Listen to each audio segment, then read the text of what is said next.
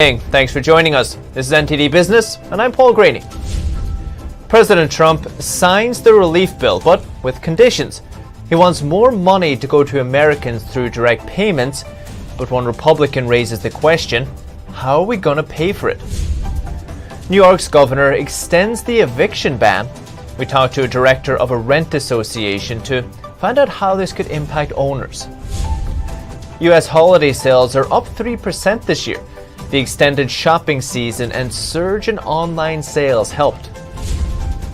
And a Republican lawmaker sues Vice President Pence in order to give authority to Pence to overturn election results.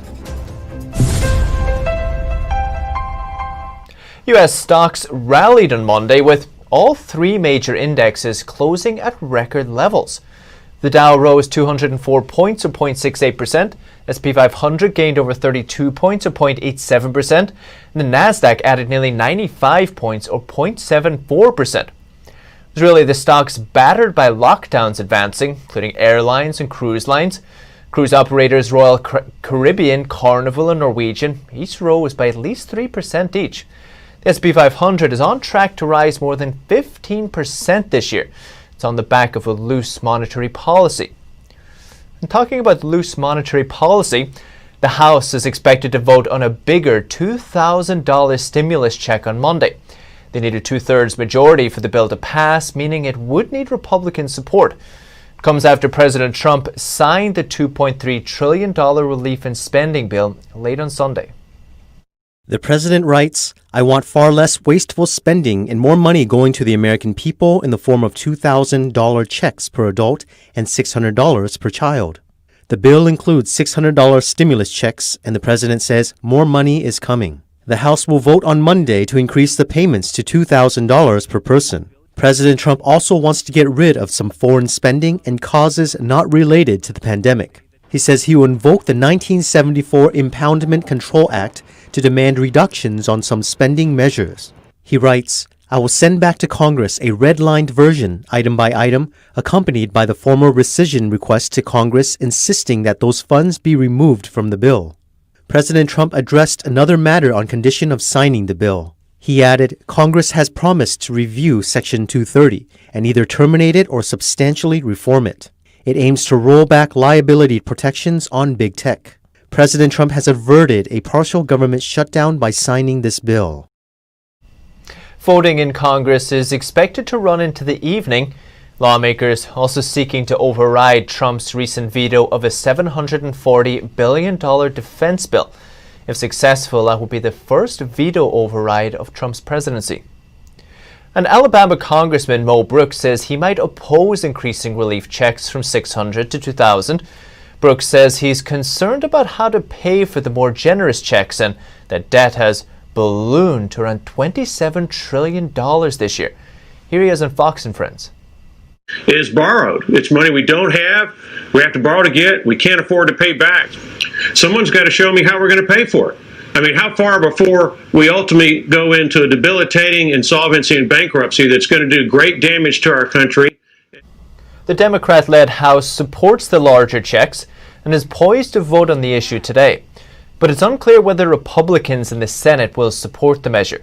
If they reject it, the Trump administration can only begin work on sending out the $600 direct payments. And to help people struggling during the pandemic, New York's governor is extending the eviction ban through May 2021. He says the extension will protect both tenants and homeowners. We're also going to be extending the housing eviction moratorium by executive order. We want to protect tenants. We want to make it simple. We don't want people evicted. We don't want them to have to go to court to fight the eviction. But we want to make sure they're not committing fraud either. We want to make sure that homeowners are protected, that it doesn't affect their credit rating. There's no mortgage foreclosure. It means tenants will only need to submit a form claiming hardship and they'll be exempt. But they won't need to prove the hardship. This is worrying for landlords. What's stopping everyone from claiming hardship? We talked to the vice president of the Rent Stabilization Association in New York. It represents 25,000 property owners and agents. He says he supports the eviction ban, but not under the current loose terms. We asked him, how's this going to impact his owners? Owners are struggling now. Rent payments are dropping every month in terms of the percentage of tenants paying rent. And because of that, owners are having great difficulty meeting their expenses when it comes to property taxes, mortgage payments, basic maintenance. So this now is going to open the door for anyone to stop paying rent, whether they're impacted or not. And so it's has a very possible, very bad effect, possible bad effect on building owners and the property tax system altogether in New York. So it's a major problem. And there's no income cap on this. So you could be somebody who makes $500,000 a year and your income drops to $400,000 a year. You don't have to pay rent under this bill. Officials say they're trying to help landlords with 10 or fewer properties, so they'll be exempt from tax lien sales or foreclosures. Will this help? All these things, whether it's on the tenant side or the owner side, is just putting off the inevitable and making debts run up even higher and higher. At some point, everything's going to have to be paid. A more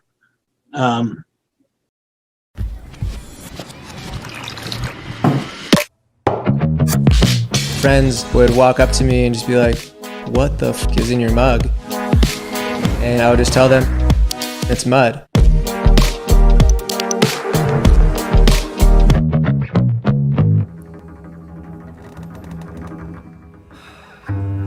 I was born in a small surf town called Santa Cruz. My dad was a builder, so I was always making things. I went on to study both art and graphic design in college. Ended up moving to San Francisco and joining a tech company there, leading the design team. I was drinking tons of coffee. Everyone was drinking it. Sort of bought into the paradigm that coffee was going to allow me to do more and do it faster. But I think spending a lot of time just by myself in front of a canvas, I was pretty in tune with my mental state. I was jittery, I was anxious. Life was a little bit more stressful than it needed to be. And I met more and more people who had a similar relationship to caffeine. People wanted to wean off their afternoon cup or quit altogether. Around that time, I got invited to do an artist in residency program in Goa, India. I took a leave of absence from work and I went and lived in India for 6 months. Their version of coffee is masala chai. It's on every corner, it's what everybody's drinking. I fell in love with it. When I came home, I took an inventory of a lot of rituals and habits and beliefs. It became really obvious to me that my coffee addiction was more something that was prescribed to me by culture than something that I wanted to continue. I ended up swapping it out for this masala chai I found. It was really high quality ingredients, all organic, with 1/7 the caffeine of coffee. And I just started to research different ingredients that had a benefit profile that fit my lifestyle.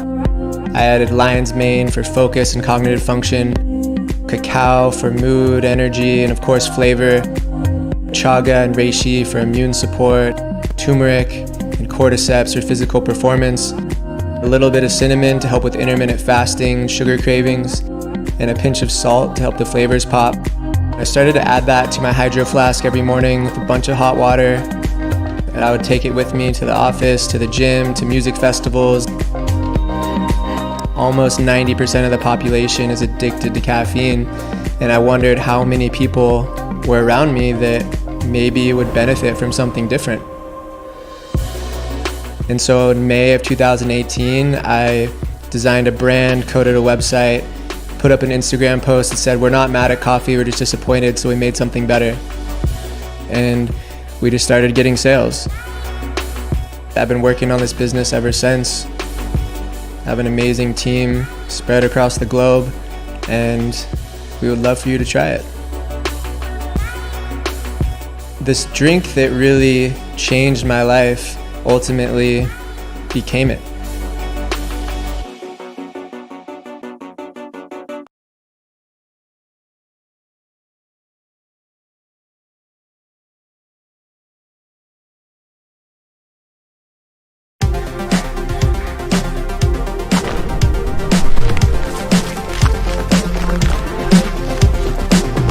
were born to run, just not on hard surfaces. So we developed cloud tech. Softer landings, more powerful takeoff.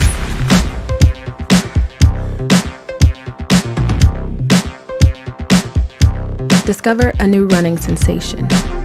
Run on clouds.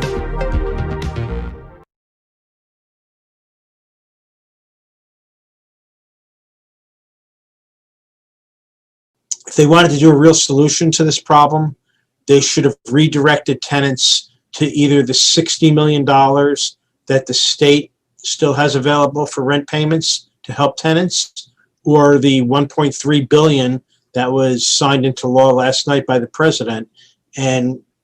Or even there's still a bunch of city programs if you're in New York City to help tenants pay their rent, but that would be a more equitable solution and a real solution to the entire problem.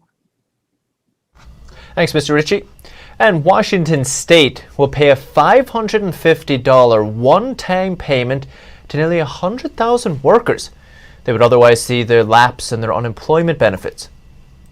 Governor Jay Inslee says the one-time payments will be issued later this week, and it equals about 2 weeks' worth of unemployment benefits.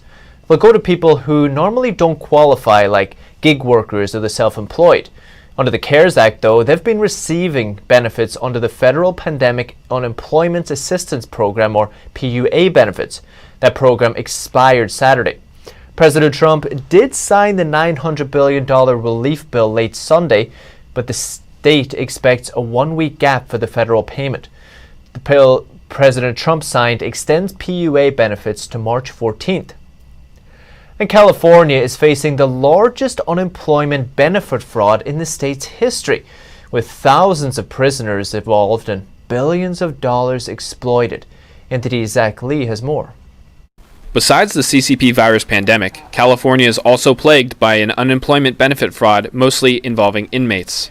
Michael Hestron, the Riverside County District Attorney, said thousands of California prisoners filed unemployment insurance applications illegally, and the fraud amount could be 6 times as high as the previous estimate of $2 billion.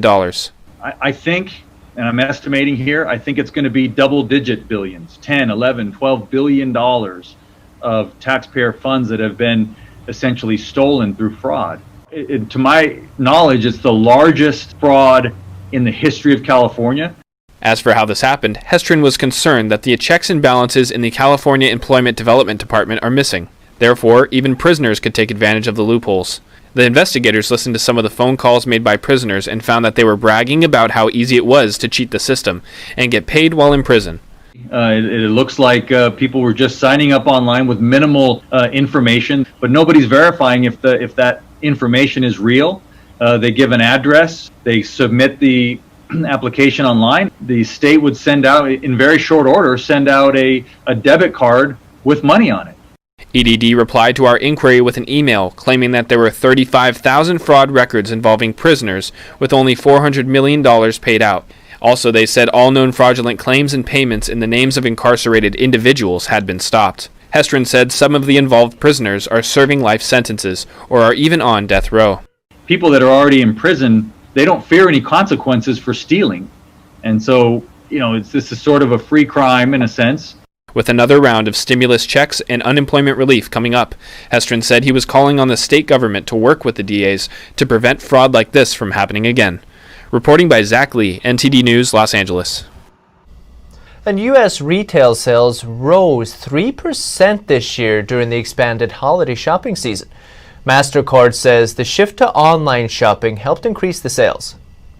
Retailers rang up more sales in an expanded holiday shopping season in a year that saw a greater shift toward online shopping compared to 2019. MasterCard says retail sales rose 3% in the United States from October 11th to December 24th. The pandemic changed consumer shopping habits. MasterCard reports e-commerce sales jumped 49%. What's more, people working from home splurged on home improvement products, furniture, and electronics. But shoppers spent less on dining out and travel, clothing, and jewelry. 2020's holiday season started earlier than usual. Several retailers like Walmart and Target rolled out their holiday promotions early as they faced capacity constraints in certain stores. Amazon.com also pushed back its annual summer promotional event to October. But Christmas Eve air travel in the U.S. plunged by more than a half this year compared to last. It's according to data from the Transport and Security Administration, or TSA. It says nearly 850,000 people passed through American airport security checkpoints on December 24th, as compared to more than 2 million on the same day last year. The drop comes as health experts have urged Americans against traveling this holiday season while virus cases across the country are growing. Despite the decrease in travel, though, the Christmas season still marks the busiest time for airports since March. It's followed closely by travel figures from Thanksgiving. And in the UK, the day after Christmas, or as they call it, Boxing Day, is usually one of the biggest shopping days of the year. But this year, the number of people visiting stores dropped 60% overall. NTD's Patrick Hayden has the details. This year, retail foot traffic dropped 60% on Boxing Day compared to last year. It's usually one of the UK's busiest shopping days of the year. Large parts of the south of England, including London, are under the highest level lockdown. In those areas, foot traffic dropped by 76%. London's iconic shopping streets in the West End were all forced to close. But actually, Christmas for the West End is the key golden period. Normally £2.5 billion goes through the till. And these are viable businesses that have been forced to close. And actually, not since 1871 has the West End actually been closed on Boxing Day. He says there's been enormous support for the West End businesses so far, but it needs to continue. He says the pause on business taxes should be extended. But we need to know now the government's going to extend that holiday beyond April. Otherwise, we're going to see a collapse of hundreds of businesses in January, and that's tens of thousands of jobs, and the West End won't be immune from that.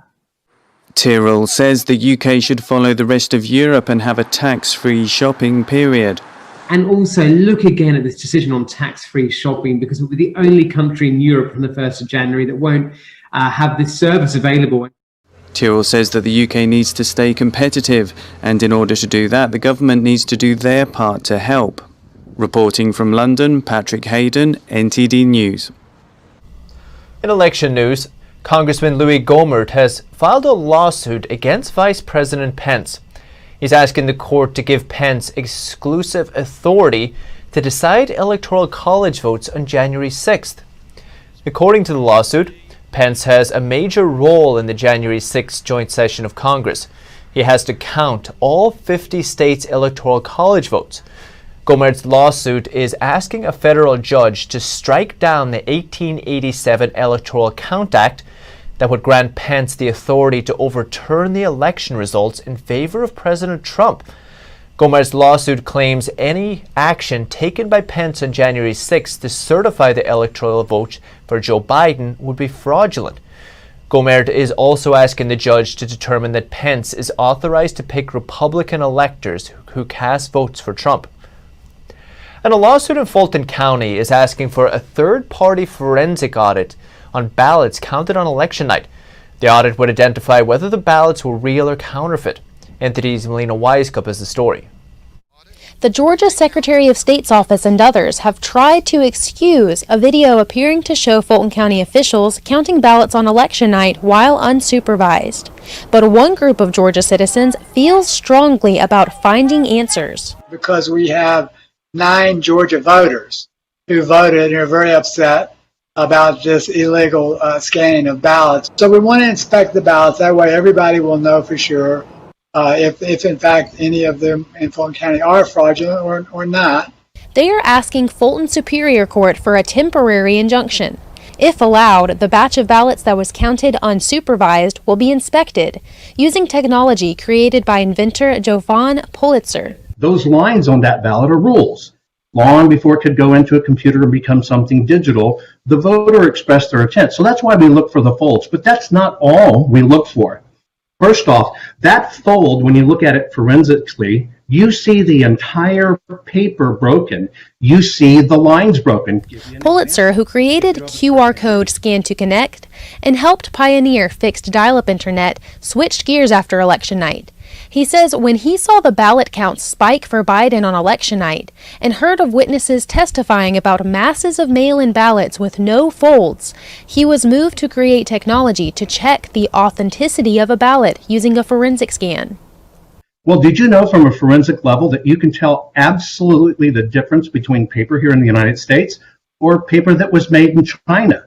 There's different formulations, different inks, even different fibers. And on our systems, we're able to tell every one of these. But the bottom line is really simple. Regardless of the side you're on, this is no longer about the president. This is no longer about parties. This is only about you as a citizen. Will your vote count going forward? Checking the folds is part of the forensic inspection.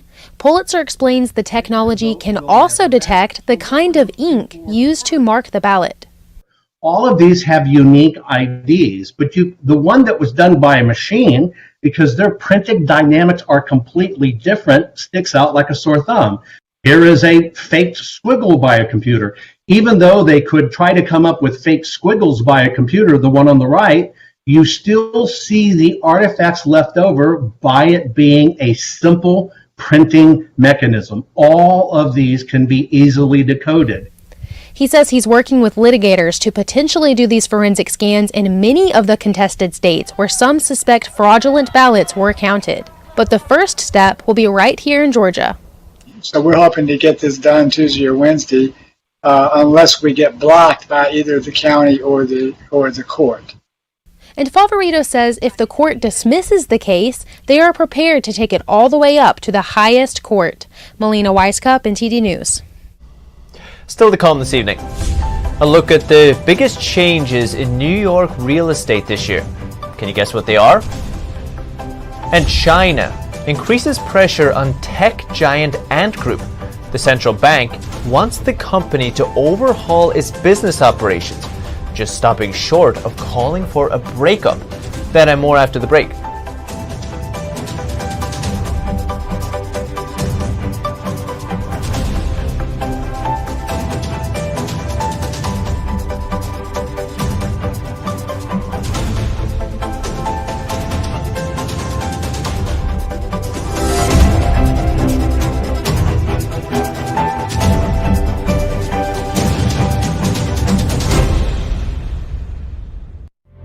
Trends may be fleeting, but values are timeless. We now bring you this new clothing brand with classic design and luxurious comfort. It's our way of sharing hope and inspiration from the world of Shenyun. We bring you Shenyun Dancer. Wear it with honor.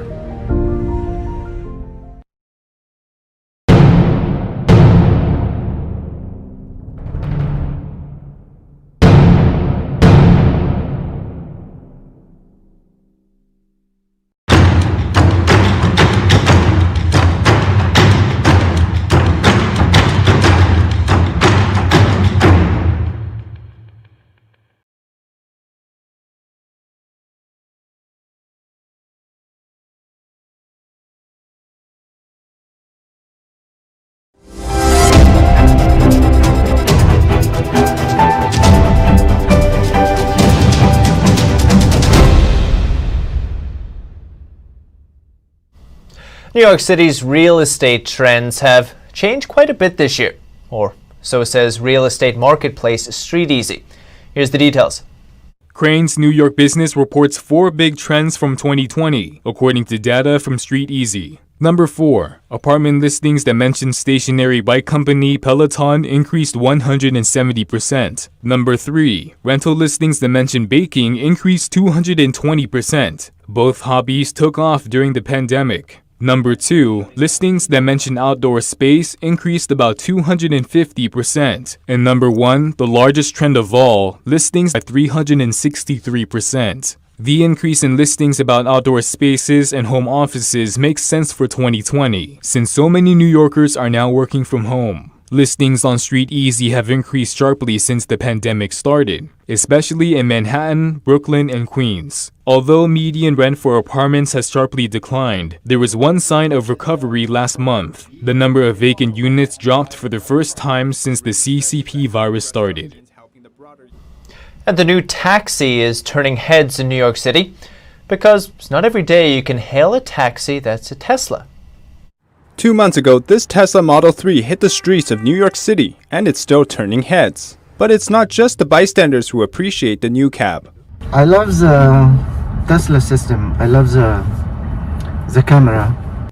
It still has all of the typical characteristics of a New York City cab, but it bears little resemblance to its cabbie colleagues. The vehicle is owned and operated by Drive Sally. The company also has a fleet of over 1,000 regular cars it leases to taxi, Lyft, and Uber drivers. According to Drive Sally founder Nicholas Williams, the rollout of the new Tesla cab is a success. It's a sexy car. Drivers love it. It actually kind of brings the novelty of driving again, making it fun, and riders love getting into it. The company will soon open a new charging station for its electric vehicles. The Tesla cab driver says it's needed. But 243 is not the actual. The actual 240 is mean like 80 miles. I think the rest coming to heat, to display, to light. He charges his car before every shift, and sometimes he needs to go back for a jolt a few hours in. For now, the Tesla Model 3 is the only fully electric vehicle allowed to be a cab in New York City. But Drive Sally is working with Tesla on getting more of its vehicle as taxis in New York, Chicago, and Los Angeles. The founder adds that the more spacious Model Y could be more suitable for passengers. And China's central bank is asking Ant Group to overhaul its lending and other consumer finance operations. It's the latest blow to its billionaire founder and controlling shareholder, Jack Ma. China is turning up the heat on the country's tech giant Alibaba, its lending arm Ant Group, and billionaire Jack Ma. On Sunday, the central bank announced it had asked Ant to shake up its lending and consumer finance operations. This is just the latest volley from Beijing, aimed at bringing Ma's sprawling financial empire to heel, after he publicly criticized the group's regulatory system in October for stifling innovation. Those comments are said to have prompted Chinese regulators to suspend Ant's IPO in Hong Kong and Shanghai in November. Ant was launched in 2004 and is China's biggest digital payments app with some 130 million monthly users. Over time, it has expanded into loans, insurance, and more. And at $37 billion, its IPO had been set to be the world's largest stock market debut. Just last week, Chinese authorities also launched an antitrust investigation into Ma's e-commerce platform Alibaba. On the latest measures, Ant said in a statement it would establish a rectification working group and fully implement regulatory requirements. Representatives from the company met officials from the People's Bank of China over the weekend. Regulators are said to have accused Ant of poor governance, squeezing out competitors, and harming consumer interests. Still to come this evening. Home Depot recalls nearly 200,000 ceiling fans. Find out which model and what to do if you bought one after the break.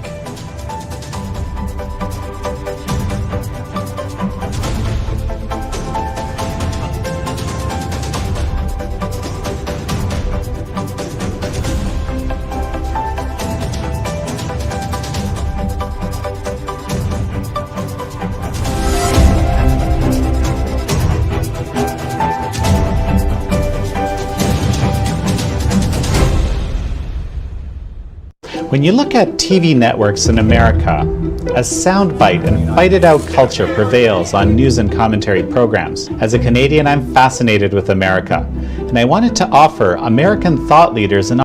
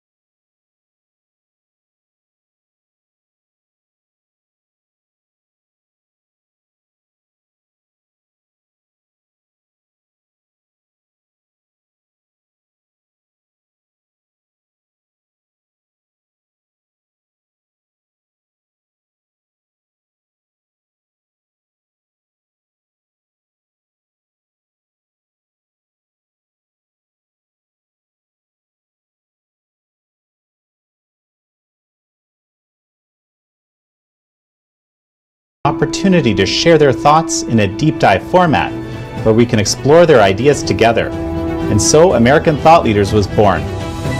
The world's most brilliant thinkers believed that open discourse was the key to greatness. However, all around the world, we see that discourse is being stifled and political agendas have subverted media. The Epoch Times launched its Global Thought Leaders program to bring back this great tradition of free thought. As the host of American Thought Leaders, every week I interview some of the most intriguing minds on the most pressing issues of our time.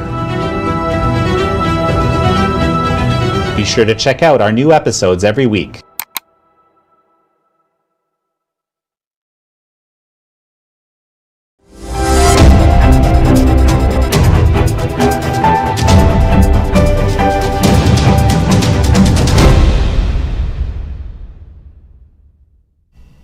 If you bought a ceiling fan from Home Depot this year, you better listen up. The company is recalling almost 200,000 of them. Here they are on the screen. You can see them. It's the Maris ceiling fan in matte white, matte black, black, and polished nickel finishes. The reason for the recall? The blades can fall off while the fan is on. King of Fans, the Florida company that made the fan, says it received 49 reports of blades disconnecting. The U.S. Consumer Product Safety Commission says if you bought the fan, you should stop using it right away and contact the company for a replacement. Home Depot claims it sold 80,000 of them between April and October this year. And for the first time, archaeologists have unearthed a complete Roman-era fast food stall in the ruins of Pompeii. Some of the jars even have traces of food in them. Let's take a look. It's a fast food joint, ancient Roman style. Archaeologists have uncovered a street food stall in Pompeii, the city buried by a volcanic eruption in 79 AD. The kiosk was discovered in a part of the site not open to the public and unveiled Saturday. Park director Massimo Ossana says it's the first time a whole one has been unearthed. He says traces of nearly 2,000-year-old food were even found in some terracotta jars. They will be analysed to see what kind of food Pompeii pedestrians favoured. The front of the counter is decorated with colourful frescoes, some depicting the meats on offer. Archaeologists also found a bronze drinking bowl, cooking utensils and some bones. Pompeii was home to around 13,000 people when it was buried under ash. The ruins were discovered in the 16th century, with organised excavations starting in 1750. Around two-thirds of the site has since been uncovered, with Pompeii now one of modern Italy's most popular attractions. That's the latest business updates for today. You can still catch NTD Evening News at 6:30 p.m. Eastern. For everyone here at NTD Business, that's all for today. Thank you for watching. We'll see you tomorrow.